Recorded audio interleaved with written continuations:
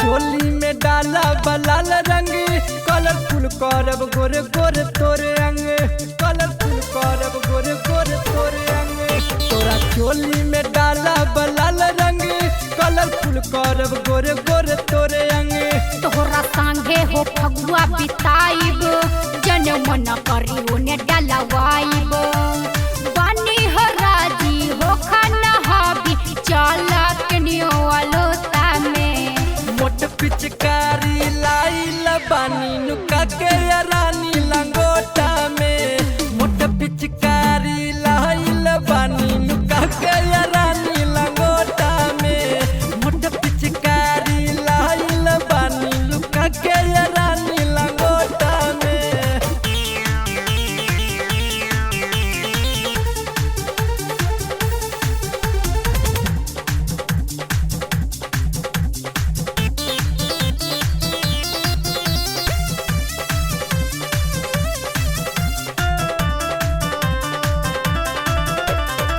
भरल बटलल रंगवा से हमर पीछ करिया डालब पर पराए लागी रानी हो भितरिया रानी हो भितरिया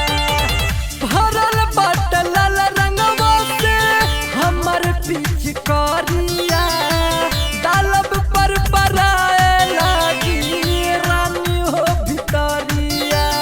तोहरे बमरा जी रगरा सगरी ऊपर चाहे नीचे में हमरो जवनिया तोहरे राजा 16 बारिश लगल सीचे में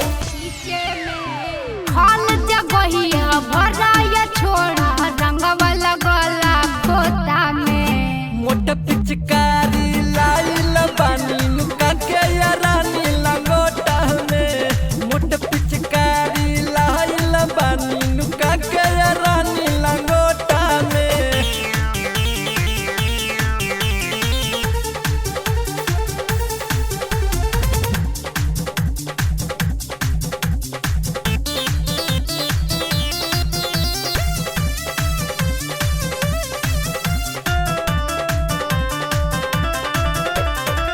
मन पनिया तायाबा पानी पानी हो खेदा ढोरी कटोरी रंगवा के तानो सो खेदा के तानो सो खेदा मन पनिया तायाबा पानी पानी हो खेदा ढोरी कटोरी रंगवा के तानो सो खेदा